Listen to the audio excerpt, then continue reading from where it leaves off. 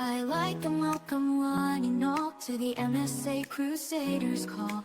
Voices strong, spirits bright, join us as we ignite. We're here to share, to inspire, to lift each other higher. With stories of strength, voices that shine, this is our journey, yours and mine. You're tuned into MSA Crusaders, where awareness begins, one story at a time.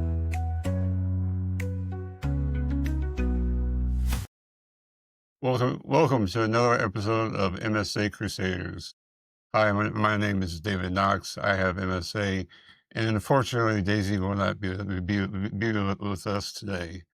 As many of you know, including myself, the more activity we do, the more appointments we have, the more medical doctors we see, the more our voice starts to go. You can even hear my voice starting to go already, even though we just started speaking. Daisy has had a tough week. So we'll keep her in our thoughts and prayers. Definitely look forward to having her back next week for our next episode. But the speech issue got me thinking,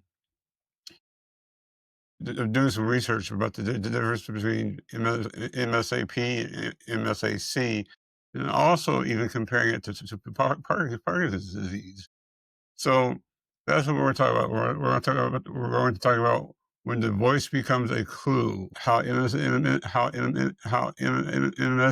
and MSA-C change speech over time. And I thought that this research I got into was very interesting. So changes in speech and voice are common and meaningful. They tell us which parts of the nervous system are struggling and how the disease might be progressing. We'll look at how voices tend to change into the two main subtypes, MSA-P and C, and what the progression can look like from early hints to later changes.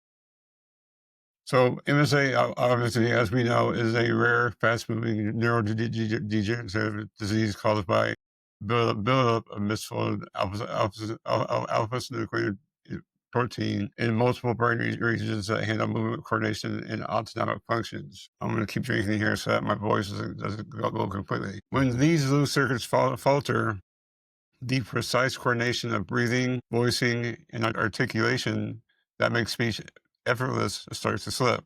In MSA, most people don't have a pure single type of speech disorder. Rather, it's often mixed dysarthria, a blend of hypokinetic, which is soft, monotone, low-powered speech, ataxic, which is irregular rhythm and scanning speech, and sometimes spastic features. This mixed pattern is a signal of MSA and it helps set it apart from Parkinson's disease, where the voice problems is more often purely hypokinetic. The big difference between PD and MSA. So we want to separate the two subtypes and talk about each.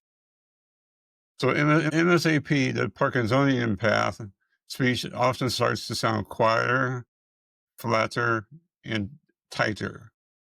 People describe reduced loudness, hypophonia, monopitch, a harsh restrained quality, and imprecise consonants. As disease burden grows, you can hear articulatory decay.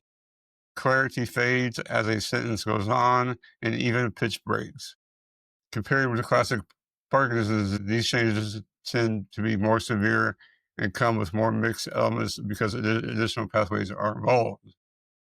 You can probably hear that in my voice right now. Now, there's another key feature we must talk about, laryngeal dysfunction, which I have a couple of those features. Under a simple endoscopic test protocol, 93% of MSA show abnormal vocal fold behavior compared with more or less 2% of people with Parkinson's disease. That is a massive difference, and one reason the larynx has become a diagnostic window into MSA. Clinically, some people believe noisy breathing called stridor, which is a harsh, high-pitched sound on breathing in, caused by narrowing of the vocal cords. Stridor is much more characteristic of MSA than the Parkinson's. It matters for both safety and sleep. Then we have MSA-C. MSA-C is the cerebellum. The brain's timing and coordination coach is hit harder. Speech often takes on tactic flavor, irregular rhythm, prolonged sounds, or syllables, unexpected stops, sometimes audible inspirations between words and slurred articulation. Listeners often say that the speech sounds broken into chunks, sometimes called scanning speech. These features map to the cerebrum's role in fine-tuning timing and force. So when it's impaired, the cadence of speech becomes uneven. Here's the twist over time. Both subtypes can converge into the dyslexia I mentioned earlier. So early on, you may hear a P leaning or a C leaning profile, but later on, the patterns overlap, such as Daisy and myself. That's part of why MSA speech tends to sound more complex than Parkinson's speech. Now, let's talk about progression, about how the voices change over time. Every person's journey is individual, but there are common arcs. In the early phase of MSA-P, a softer voice, less pitch variation, loud harshness, occasional slurring. Listeners say, "You sound like you're talking through a smaller straw, especially when tired." In MSAC, the timing is off. Speech slows, full stretch, and pauses feel ill-timed. You may hear inhalations sneak into the middle of phrases. In the middle phase, clarity drops, consonants blur, sustained phonation weakens, and prosody flattens and becomes erratic. At this stage, both subtypes typically show a mix of hypokinetic and atactic features. Breathing and voicing coordination get harder. People run out of air mid-sentence and push harder to be heard, which can make the voice sound strained. Classic of me. Laryngeal signs emerge or become obvious. Endoscopy picks up abnormal vocal fold patterns, impaired abduction, paradoxical movement, or even fixation, far more than the MSA than in Parkinson's disease. Even without noisy breathing, the larynx is frequently not behaving normally. In the later phases, intelligibility can drop substantially.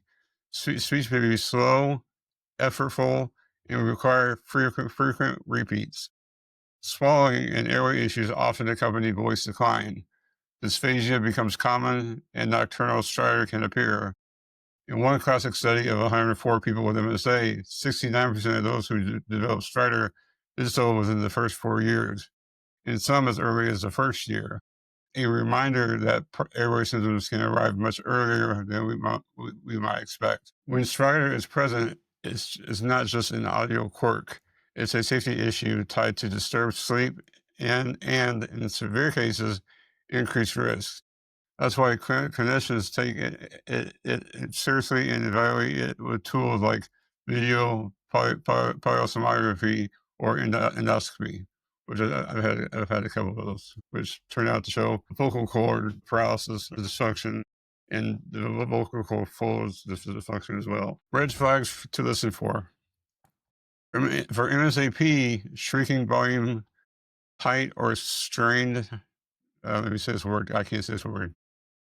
It sounds like timber, but it's pronounced timbre. And for the record, timbre is the character or quality of musical sound or voice as distinct from its pitch and intensity, just for reference. And so MSA-P, shrinking volume, tight or strained timbre, monotone delivery, words blurred at the ends of sentences, any hint of noisy breathing on inspiration. For MSA-C, stretched out syllables, choppy rhythm, unexpected voice changes, and those little breaths sneaking into the middle of phrases. For both MSA-P and C, increasing effort to talk, frequent repeats, and combined speech swallow breathing difficulties. What helps with these issues? First, teamwork. A movement disorders neurologist, a speech language pathologist, and with neurodegenerative expertise, when needed, ENT, your nose and throat doctors. and sleep medicine. Assessment matters. Objective acoustic testing and endoscopic evaluations can pick up subtle changes before they're obvious in conversation. It may even help differentiate MSA from Parkinson's. Speech therapy, which I've had. While the gold standard evidence becomes from Parkinson's disease, there's growing early stage work suggesting that targeting voice therapy like LSVT, loud, which I've taken, I think it's a 5-week course, can improve loudness and articulatory speed in some people with MSA. It may even help aspects of swallowing. Small studies and case reports, especially in MSA-C, show benefit through larger trials are still needed. The take home is reasonable to try with and experience SOP, speech language pathologists, and measure outcomes. I'll just stop and say, when I was reading about this, the goal is to keep talking. I know it's kind of weird to talk to yourself, but once I stopped working in the professional environment, my words were cut down by 90%. So, we have to exercise our vocal cords, every muscle we have, for honestly, to keep speaking longer, louder, clearer, longer. So, anytime you get to talk to family members, nurses, aides, assistants, doctors, yourself, videos, whatever, that's a very important thing to do. Yeah, as much as you want to keep your leg muscles going, you have to keep your vocal cords going as well. Airway and stridor management. If there's nocturnal stridor, CPAP can reduce the sound and improve airflow for many, but results vary. Some people ultimately need tracheostomy,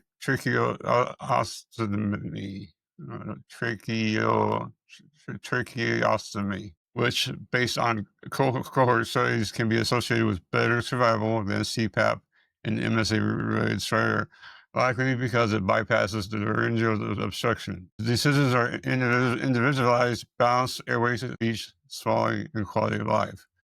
See, that's something I'm not having to come up with, because all my vocal cord functions and everything laryngeal is failing. This is probably going to be the next step after Botox and medications. Surgical procedure that actually fail would be to have a tracheostomy. Everyday strategies. We want to conserve breath, shorter phrases, deliberate pauses, and speaking on the exhale. I just did. Make it easy to be heard, face to face, reduce background noise, and consider a portable voice amplifier. I haven't heard that one. Pace and plan. Schedule important conversations when energy is best. That's the issue, like with myself and Daisy. Myself, after I have certain stem cells or procedures or hospital or pneumonia, my voice would not be a good time to record a podcast, because I would lose all of my voice. Even doing extra activity, like picking up the house today, I would definitely lose my voice at some point. And just like Daisy had quite a few medical appointments, and no doubt her voice is farther along than mine.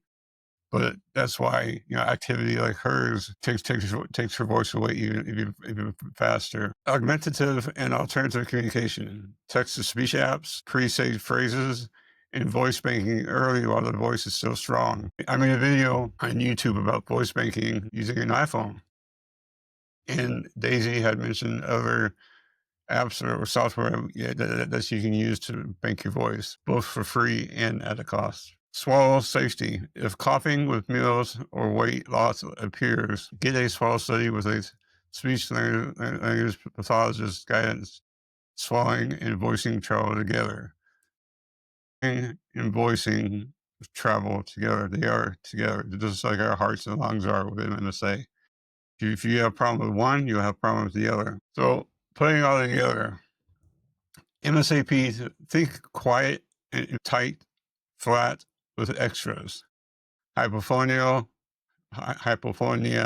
monotone, strained harshness, plus imprecise consonants and pitch breaks, and a much higher likelihood of laryngeal dysfunction than in Parkinson's. In MSA-C, think timing coordination problem, extended syllables, irregular rhythm, voice stoppages, and audible breaths. Over time, both patterns blend into a mixed dysarthria that can significantly impact intelligibility. I think that's the difference you see with Daisy and myself.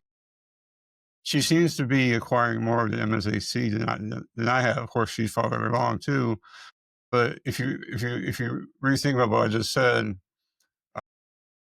MSA-C is timing coordination problem, extended syllables, regular rhythm, voice stoppages. Daisy will speak quite a bit, and she will try to speak the word, and it will just extend until you don't hear anything. It stops. So for Daisy, it seems like she has much more MSA-C than I would have, so this is the MSA-P, because I have a lot of laryngeal dysfunction, which is why we wanted to make this video. So in closing, voices carry more than words. They carry identity, relationships, and joy. If you or a loved one with MSA notice the voice is changing, know that it's common, it's explainable, and there are ways to adopt. Early evaluation, targeted therapy, and smart communication tools can protect connection and safety. Well, thank you for listening, and ask for everyone living with MSA, caregivers, clinicians, and researchers, you're not alone. We're in it together. And remember, we are all MSA Crusaders. Thank you very much. As we close another chapter, remember you're a factor. In this fight, we're not alone. Together we have grown. With every voice that speaks its truth, we shine a light, we're living proof. Remember, we're all MSA Crusaders, and together we can make a difference.